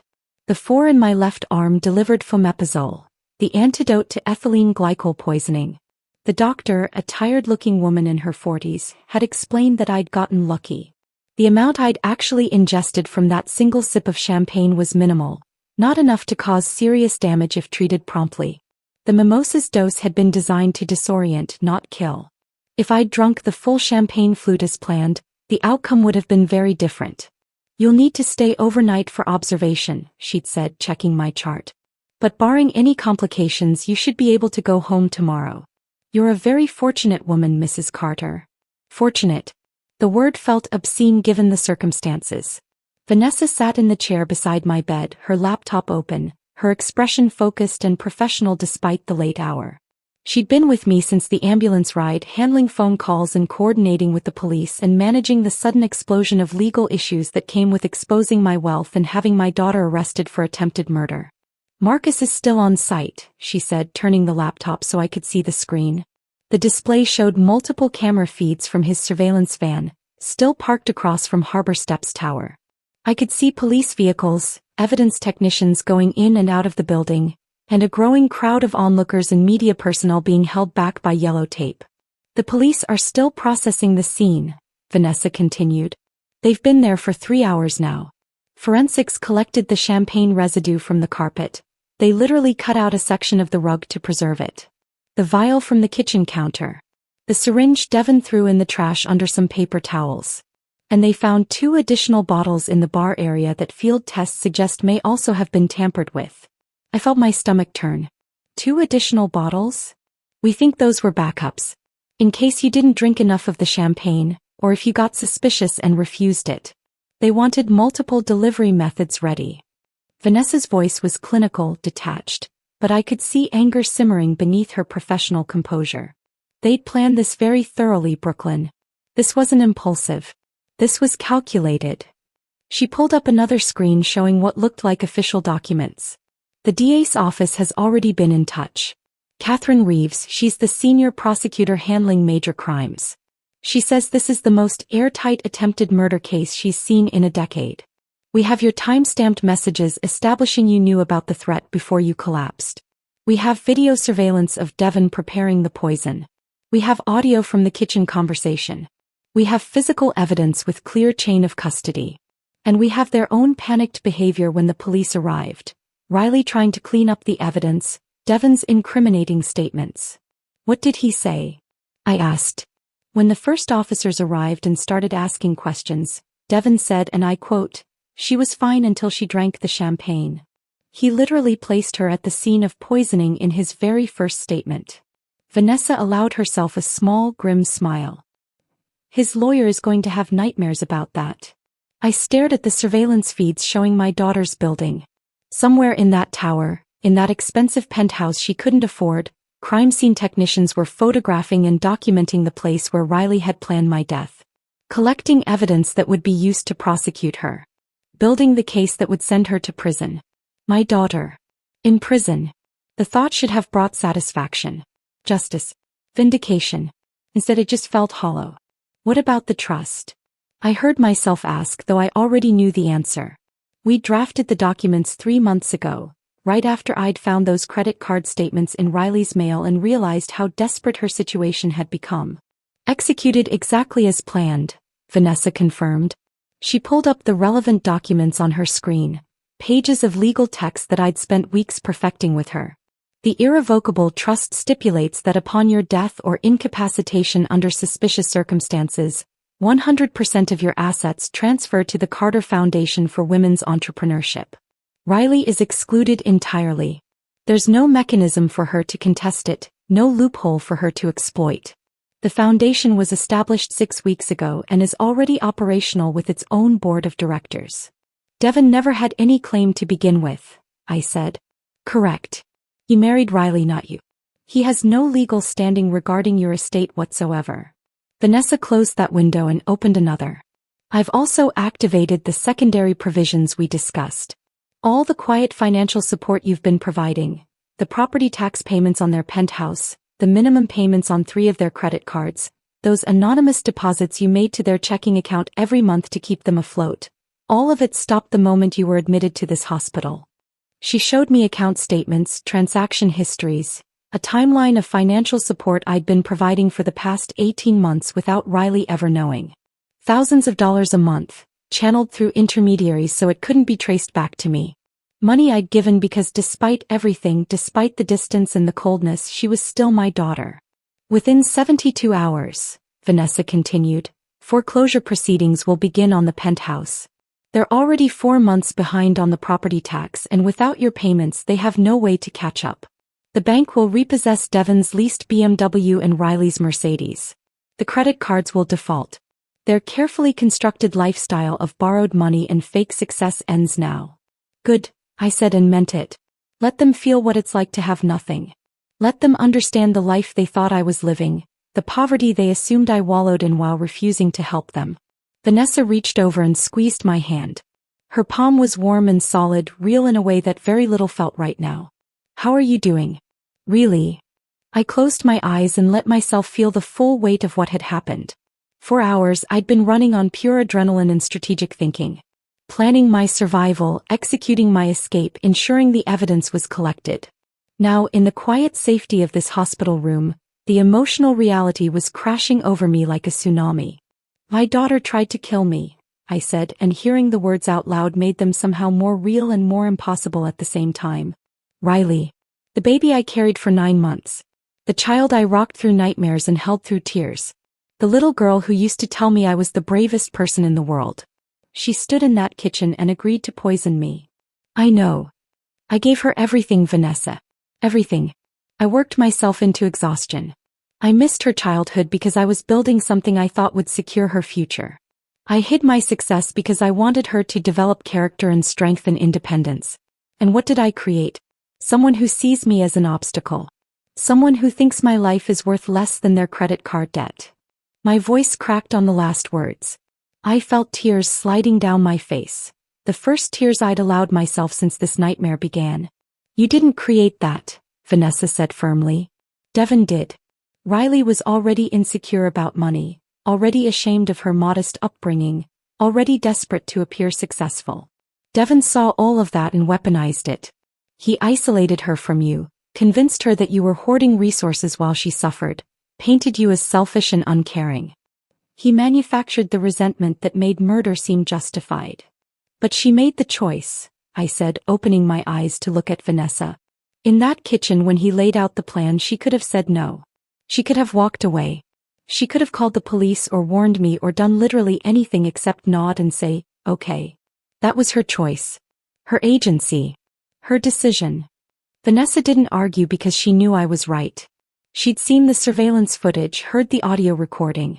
There was no ambiguity about Riley's role. She wasn't a passive victim. She was an active participant. Lieutenant Nakamura will be here soon to take your full statement, Vanessa said after a moment. The prosecutors want you to testify when this goes to trial. I need you to understand what that means. Riley's defense attorney, and she'll hire the best she can afford, probably going even deeper into debt, will paint you as vindictive and manipulative. They'll claim you fabricated evidence. They'll argue you're senile or confused or suffering from paranoid delusions. They'll suggest you orchestrated this whole thing because you're angry about Riley's marriage or jealous of her success or mentally unstable. Let them, I said, sitting up straighter in the hospital bed. The 4 tugged at my arm, but I ignored it. Let them say whatever they want. I heard what I heard in that kitchen. I saw Devon measure poison into my drink. I tasted the antifreeze in that champagne. Those are facts, not delusions. And I'm not going to let my daughter avoid consequences just because she came from my body. Vanessa nodded and I saw approval in her eyes. That's what I needed to hear. Because this is going to get ugly, Brooklyn. It's already starting. There are news vans outside this hospital right now. The story is everywhere. Seattle mother escapes daughter's murder plot. Birthday dinner turns into crime scene. Your name is public. And within 24 hours, someone is going to dig into your background and discover Carter and Associates holdings. I felt my stomach tighten. My wealth becomes public. Yes. The life you've spent 32 years hiding becomes front-page news. Secret millionaire mom outwits killer daughter.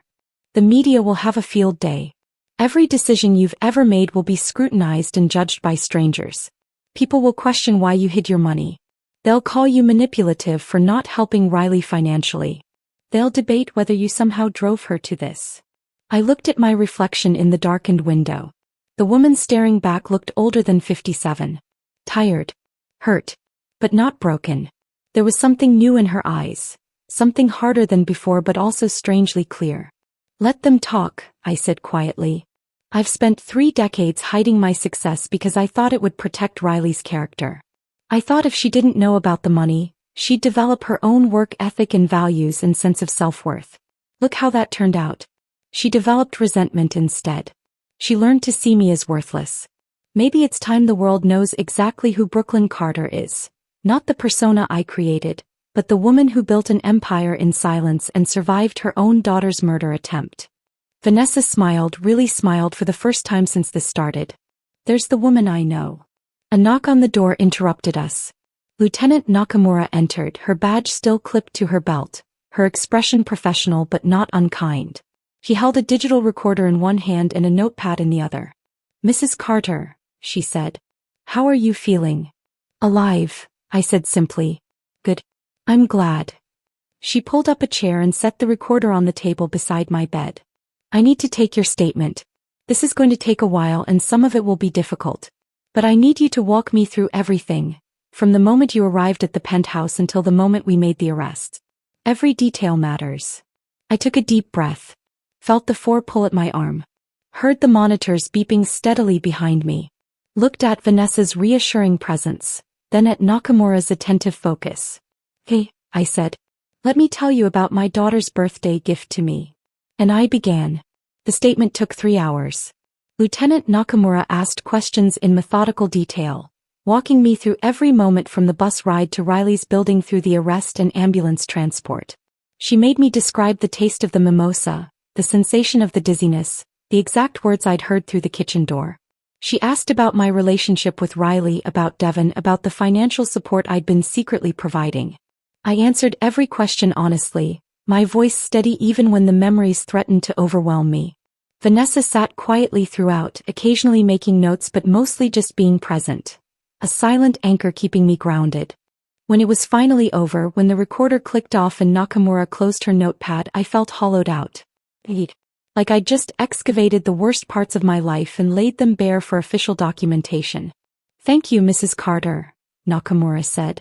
"I know that wasn't easy. Get some rest. We'll be in touch as the case develops." After she left, I lay back against the pillows and stared at the ceiling. The monitors beeped. The 4 dripped. Somewhere down the hall, a nurse laughed at something. Normal sounds. Life continuing as if the world hadn't just tilted on its axis. "Sleep," Vanessa said gently. "Tomorrow we start dealing with everything else." But sleep didn't come easily. And when it did, I dreamed of Riley as a child, reaching for me with small hands, calling "Mommy," in a voice that no longer existed. 3 months later, the King County Courthouse loomed before me like a monument to judgment. I sat in the witness waiting room on the 3rd floor, wearing the navy blue suit Vanessa had helped me select from Nordstrom. Our first shopping trip together where I'd actually allowed myself to buy something expensive. Professional but not flashy. Sympathetic but not weak.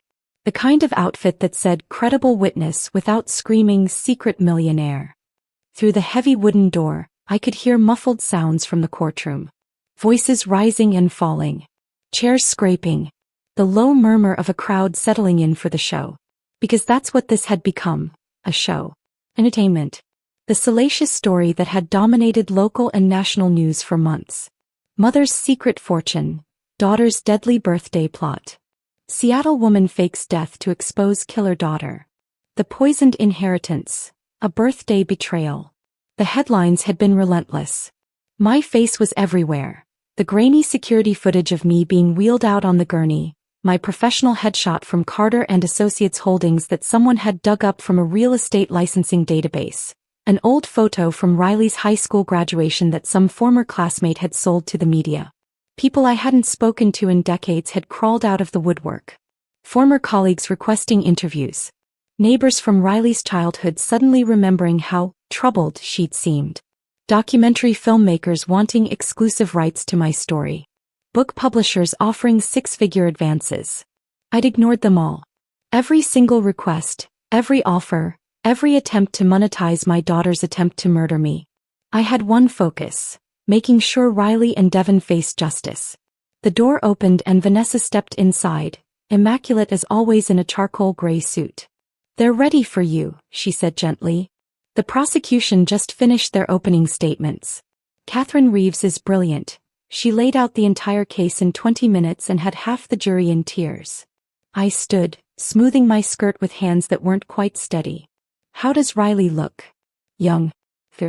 Her attorneys dressed her in a conservative gray dress, minimal makeup, hair pulled back.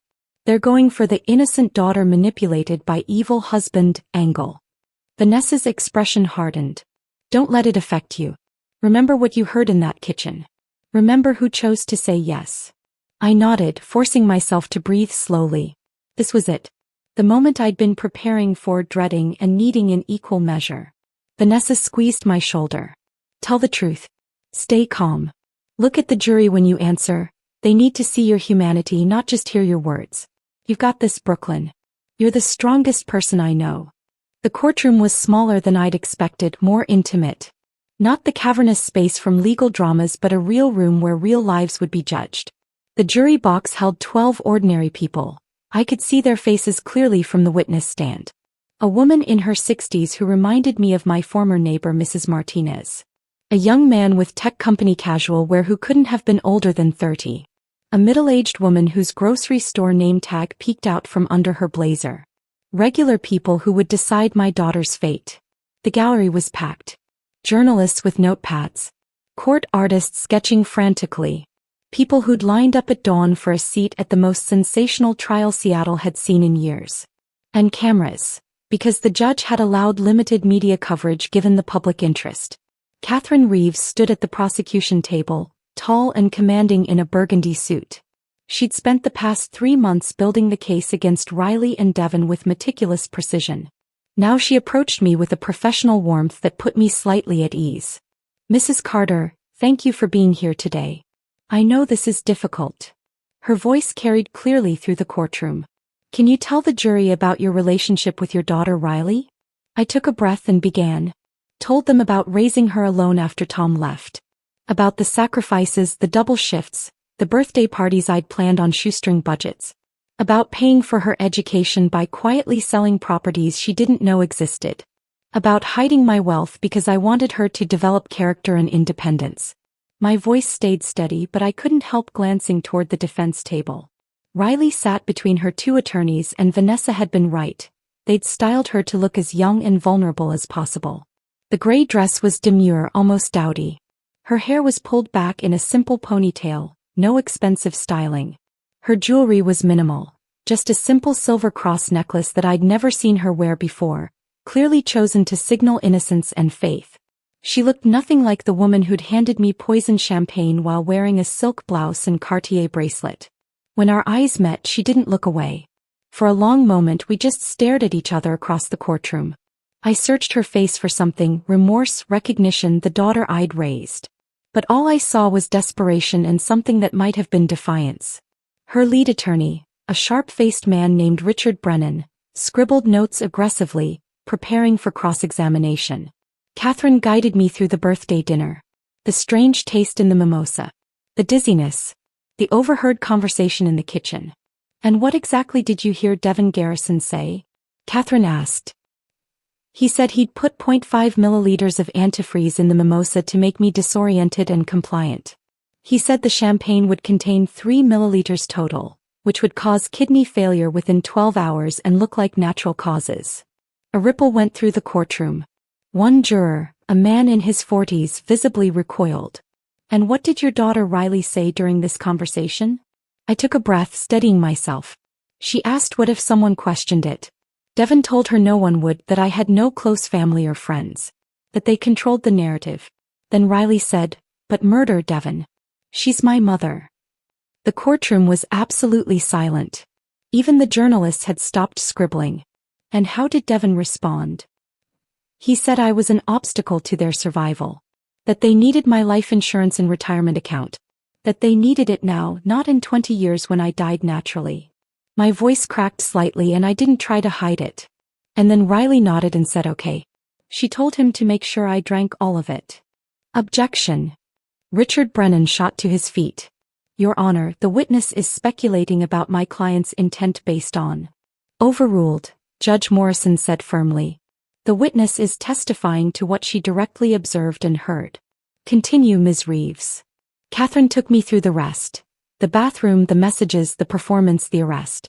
My testimony lasted nearly 2 hours and through it all I kept my composure. Kept my voice steady. Kept my eyes on the jury, letting them see the truth in my face. When Richard Brennan stood for cross-examination, he came out swinging. Mrs. Carter, you've testified that you built a $180 million fortune in complete secrecy, hiding it from your daughter for over 30 years. Is that correct? Yes. And you did this, you claim, to teach her character. To make her independent and strong. Yes. Isn't it true, Mrs. Carter, that you're a manipulative, controlling woman who enjoyed watching your daughter struggle while you sat on a fortune you refused to share? No. Isn't it true that when Riley finally found happiness with Devon, you couldn't stand losing control of her life? No. Isn't it true that you fabricated this entire poisoning story because you were angry that Riley had chosen her husband over you? No. I looked directly at him, then at the jury. I heard what I heard. I saw what I saw. The forensics confirmed ethylene glycol in the champagne and in the vial from their kitchen. Devon's internet search history is in evidence. The audio recordings are in evidence. These are facts, Mr. Brennan. Not fabrications. He tried for another hour but couldn't shake my testimony. The evidence was too solid, too overwhelming. When Devon took the stand 2 days later, his performance was polished but hollow. He denied everything, claimed the evidence was planted or misinterpreted, painted me as a vengeful mother destroying her daughter's life. But Catherine demolished him on cross-examination. Played the audio recordings where his voice was unmistakable. Showed his fingerprints on the vial. Displayed his search history, lethal dose ethylene glycol human, symptoms kidney failure versus heart attack, how long detect antifreeze autopsy. I watched his confidence crumble in real time. Then came Riley's turn. The defense called her on the final day of testimony, their last hope for creating reasonable doubt. She walked to the witness stand with her head bowed, moving like someone approaching their own execution. Her hand shook visibly as she placed it on the Bible to be sworn in. Her attorney led her through a carefully constructed narrative. Devon had manipulated her.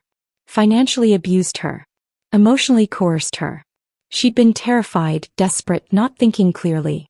I never wanted to hurt my mother, Riley said, tears streaming down her face, her voice breaking. Devon told me she was already dying. That her heart condition was terminal. That we were just speeding up the inevitable and making it painless. I was so scared of losing everything. I wasn't in my right mind. I made a terrible, horrible mistake. Some of the jurors looked moved. The grocery store manager dabbed at her eyes. But then Catherine Reeves stood for cross-examination, and her voice was surgical in its precision. Miss Garrison, did your mother look like she was dying that night? No, but Devon said. Yes or no, please. Did she appear to be suffering from a terminal condition? No. Did she ask for help ending her life? No. Did she express any wish to die? No. At any point during the planning of this murder, and let's be clear, that's what we're talking about, planned murder. Did you call the police? Silence. Did you warn your mother? Silence. Did you refuse to participate? Riley's hands twisted in her lap, her fingers knotting together. The courtroom held its breath. No, she finally whispered. Because you wanted her dead, Catherine said, her voice flat and factual. You wanted the money you thought she had. You chose that over your mother's life. Riley's face crumpled completely. She looked directly at me, mascara running down her face, her composure shattered. I'm sorry, she sobbed, her voice raw and broken. Mom, I'm so sorry. I was wrong. I was horrible. Please forgive me. I love you. I never meant, I wasn't thinking, please. I looked at my daughter crying on the witness stand, begging for forgiveness, and felt absolutely nothing. No anger. No sympathy. No love. No hate. Just a vast, empty space where a relationship used to be. The love had died in that kitchen 3 months ago. What remained now was just profound, aching sorrow for what could have been and never would be again. I held her gaze for one more moment. Then I looked away. And in that gesture, Riley seemed to finally understand that some betrayals can never be forgiven. And in that gesture, Riley seemed to finally understand that some betrayals can never be forgiven. The jury deliberations began the following morning. 6 hours felt like 6 years. I sat in a small conference room down the hall from the courtroom with Vanessa and Marcus Webb, who'd come to offer moral support. We didn't talk much. Just waited. Drank bad coffee from the courthouse vending machine. Watched the clock tick forward with agonizing slowness. My phone buzzed constantly with messages from people following the case, but I ignored them all. This moment belonged to me, to the truth, to whatever justice looked like. At 3:47 p.m. Vanessa's phone rang. "They're back," she said, standing immediately. The jury reached a verdict. My legs felt unsteady as we walked back to the courtroom. The gallery had filled again. Journalists who'd been waiting in the hallway, spectators who'd somehow heard the news, family members of other cases hoping to catch a glimpse of the conclusion to Seattle's most sensational trial. I took my seat in the front row, directly behind the prosecution table. Catherine Reeves gave me a small nod of acknowledgement but said nothing. Her expression was carefully neutral, revealing nothing about what she might expect. The bailiff brought Riley and Devon in from separate holding cells. They sat at the defense table flanked by their attorneys, both looking small and diminished in their jail uniforms. Riley's eyes were swollen from crying. Devon's face was blank, emotionless, like he'd retreated somewhere deep inside himself. Judge Morrison entered and we all rose. "Please be seated. I understand the jury has reached a verdict." The forewoman stood. A woman in her 60s, the retired teacher who'd reminded me of Mrs. Martinez. Her voice was clear and steady, showing no emotion. "We have your honor. In the matter of the state of Washington versus Devon Garrison, on the count of attempted murder in the first degree, how do you find?" "Guilty." The word hung in the air like a bell that had been struck. "On the count of conspiracy to commit murder?" "Guilty." "On the count of assault with intent to kill?" "Guilty." Devon's face remained blank, but I saw his hands grip the edge of the defense table, knuckles going white. "In the matter of the state of Washington versus Riley Garrison, on the count of conspiracy to commit murder, how do you find?" The forewoman's eyes flicked briefly to me, then back to the judge. "Guilty." Riley made a sound, a small broken gasp. "On the count of attempted murder in the first degree?" "Guilty." Riley collapsed forward onto the table, her shoulders shaking with sobs. Her attorney put a hand on her back, but she shrugged it off violently. The courtroom erupted in controlled chaos. Journalists scrambling for their phones, spectators whispering urgently, the judge's gavel pounding for order. I sat perfectly still, feeling Vanessa's hand squeeze my shoulder. Feeling Marcus's solid presence beside me. Feeling something that wasn't quite satisfaction and wasn't quite relief but was definitely closure beginning to form. "Order," Judge Morrison commanded. "I will have order in this courtroom." The noise subsided. Riley continued to sob into her hands, her whole body shaking. Devon stared straight ahead at nothing, his jaw clenched so tight I could see the muscles jumping. "Sentencing will be scheduled for 2 weeks from today," the judge continued. "Both defendants will remain in custody until that time. This court is adjourned." As the bailiffs moved to escort Riley and Devon back to holding cells, Riley twisted in her chair and looked at me one final time. Her face was destroyed. Makeup smeared, eyes red and swollen, features contorted with anguish. "Mom," she mouthed silently across the space between us. I held her gaze for 3 seconds. Then I stood, gathered my purse and walked out of the courtroom without looking back. 2 weeks later I returned for sentencing. Judge Morrison had reviewed the pre-sentencing reports, the victim impact statement I'd submitted in writing, the psychological evaluations of both defendants. She sat elevated behind her bench, steel gray hair perfectly styled, reading glasses perched on her nose, looking every inch the avatar of justice she was meant to represent. "Devon Garrison, please rise." Devon stood, his expensive suit now hanging even looser on his frame. 5 months in jail had hollowed him out, made him look older and smaller than the confident man who'd mocked me for riding the bus. You orchestrated a cold-blooded murder plot against a woman whose only crime was loving her daughter and trying to teach her values, Judge Morrison said, her voice carrying absolute authority. You researched dosages. You purchased poison. You measured it with clinical precision. You discussed her death with the casual indifference of someone planning a dinner menu. You showed not one moment of hesitation, not one shred of humanity or remorse. She looked down at her notes, then back at Devon with undisguised contempt. I sentence you to 25 years in the Washington State Penitentiary without the possibility of parole for 15 years. During your incarceration, you will undergo mandatory counseling and will be required to participate in programs addressing financial crime and domestic manipulation. Bailiff, remove the defendant. Devon's face remained expressionless as they led him away, but I saw his hands trembling at his sides. Riley Garrison, please rise. Riley stood on unsteady legs, supported by her attorney's hand on her elbow. She looked impossibly young in her gray dress, hair pulled back, no makeup to hide the devastation on her face. For a moment she looked like the little girl I'd raised. The little girl who no longer existed. Judge Morrison removed her glasses and looked at Riley with something more complex than simple contempt. Ms. Garrison, your case presents unique circumstances. Unlike Mr. Garrison, you had a lifetime of love and support from the victim.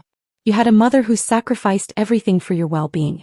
And you repaid that love with betrayal and attempted murder. Riley's shoulders shook with silent sobs. You had every opportunity to stop this.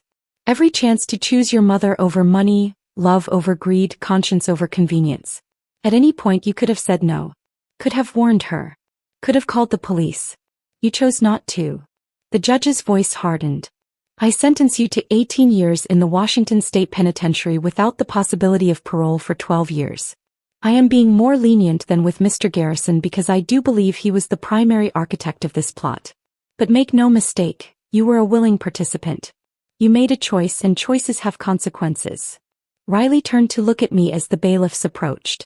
Her mouth opened as if to speak but no words came out. Just silent tears tracking down her face. I watched my daughter being led away in handcuffs and felt the chapter finally, definitively close. The financial aftermath unfolded with brutal efficiency. Within 60 days of the arrest, the foreclosure on the penthouse was complete. I attended the auction out of morbid curiosity, sitting in the back row of a conference room at a downtown real estate office. The bidding was lackluster. The penthouse that Riley and Devon had paid $4.2 million for, mostly with borrowed money, sold for $3.8 million. The market had softened and the property's notorious history didn't help. Sight of the birthday poison plot wasn't exactly a selling point. The proceeds went directly to creditors. After the primary mortgage, the second mortgage, the property taxes, and the legal fees, there was nothing left. Less than nothing. Devon and Riley still owed money even after losing everything. The luxury cars were repossessed within the first month. The BMW and Mercedes both auctioned off for less than the outstanding lease payments. The designer furniture was liquidated through an estate sale company, selling for pennies on the dollar. I saw photos online. Riley's carefully curated life scattered across folding tables in a warehouse, strangers pawing through her expensive delusions. Her so-called friends evaporated like morning fog. The people who'd surrounded her at charity galas and yacht parties and ski trips, people who'd benefited from her borrowed generosity, disappeared completely. Not one sent a letter to the jail. Not one showed up at the trial to offer support. Not one stood by her when the money ran out. I took no satisfaction in their financial destruction. That had never been the point. But I did take comfort in knowing that the empire I'd built, the $180 million portfolio, the 17 office buildings, the shopping centers and residential complexes, would never fall into their hands. The Carter Foundation for Women's Entrepreneurship was officially established with $150 million in initial funding. Vanessa served as board president, along with 4 other successful businesswomen I'd recruited. The foundation's mission was simple: provide grants, mentorship, and resources to single mothers trying to start businesses while raising children alone. Women like I had been 30 years ago. Women who needed a chance, not charity. Women who would work themselves to exhaustion for their children's futures. The remaining $30 million stayed in trust for my own retirement and care. More money than I could spend in 2 lifetimes, but security I'd earned through decades of sacrifice. 6 months after the trial ended, I received an envelope in my mail. Prison correspondence, carefully screened by the Department of Corrections. Riley's handwriting on the front, the same looping script I'd seen on birthday cards and school assignments decades ago. I stood in my small apartment holding that envelope for a full 10 minutes, debating whether to open it or throw it away. Part of me wanted nothing to do with words from the daughter who'd tried to murder me. Part of me needed to know what she could possibly say. Curiosity won. "Mom," the letter began, and I almost stopped reading right there. But I forced myself to continue. "I don't expect forgiveness. I don't expect anything. I just need you to know that I understand what I did. The prison psychologist has been working with me, and I'm starting to see how Devin manipulated me, but that doesn't erase my choices. I chose to listen to him. I chose to see you as an obstacle instead of my mother. I chose money over love. I chose poison over asking for help." The letter continued for 3 pages, single-spaced, Riley's handwriting occasionally shaky with emotion. She wrote about therapy sessions where she'd finally confronted her own shame about her modest upbringing. About how Devin had exploited those insecurities, convincing her that appearance mattered more than integrity. About the cognitive dissonance of loving someone while agreeing to kill them. "I'm going to spend the next 12 years minimum in here, and I deserve every single day of it," she wrote. "I deserve more. I deserve to never see the outside world again. Because what I did wasn't just attempted murder. It was the ultimate betrayal of someone who only ever loved me." The final paragraph made me set the letter down and cover my mouth with my hand. "I don't know if you'll ever read this. But if you do, I want you to know that you were a good mother. The best mother. You worked yourself to exhaustion to give me opportunities. You sacrificed your own happiness for mine. You tried to teach me values, and I rejected every lesson. I failed you, not the other way around. I love you. I'm sorry." Those words mean nothing now, but they're true. Riley. I sat in my apartment with that letter in my hands and cried for the first time since the arrest. Not for Riley as she was now, but for the little girl she'd been. For the relationship that could have existed. For the mother-daughter bond that had been poisoned long before that birthday dinner. Today I'm 58 years old. A year has passed since that November night when I faked a heart attack on my daughter's penthouse floor. I still live in my rent-controlled Capitol Hill apartment, though now it's a choice rather than necessity. I still drive my 2009 Camry with the dented bumper. I still clip coupons on Sundays and wear sensible shoes from Payless. But I'm no longer hiding who I am. Carter and Associates Holdings is public knowledge now. I've done interviews with business journals and women's magazines about building wealth in silence, about the philosophy behind my choices, about what I'd do differently if I could go back. I've become an accidental advocate for financial literacy and women's economic independence. High schools invite me to speak to students about long-term thinking. Business organizations want me on panels about real estate investment. It's strange being visible after decades of invisibility, but I'm adapting. Last month, the Carter Foundation hosted its first annual grant ceremony. 15 single mothers received funding to start businesses. Everything from a mobile pet grooming service to a bookkeeping firm to a graphic design studio. I stood on that stage and told them the part of my story that mattered. The struggle, the sacrifice, the belief that hard work and smart decisions could change everything. They didn't need to hear about the murder attempt. They'd already seen that on the news. They needed to hear about the part before. The woman who'd built something from nothing while the world underestimated her. As for Riley, I haven't written back. I haven't visited the women's correctional facility where she's serving her sentence.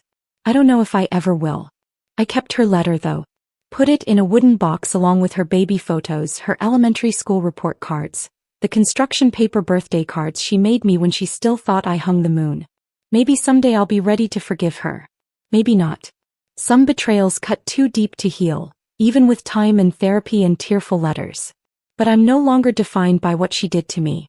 I'm defined by what I built, what I survived, and what I'll leave behind when I'm gone. I'm Brooklyn Carter. I built a $180 million empire in silence. I survived my daughter's murder attempt. I exposed the truth and brought justice. And I'm still standing. Brooklyn Carter doesn't lose. Brooklyn Carter endures. If this story of a mother's ultimate survival had you holding your breath, smash that like button right now. My favorite part was when Brooklyn faked that heart attack on the floor, knowing the police were already on their way. What was your favorite moment? Drop it in the comments below. Don't miss more jaw-dropping stories of justice and revenge.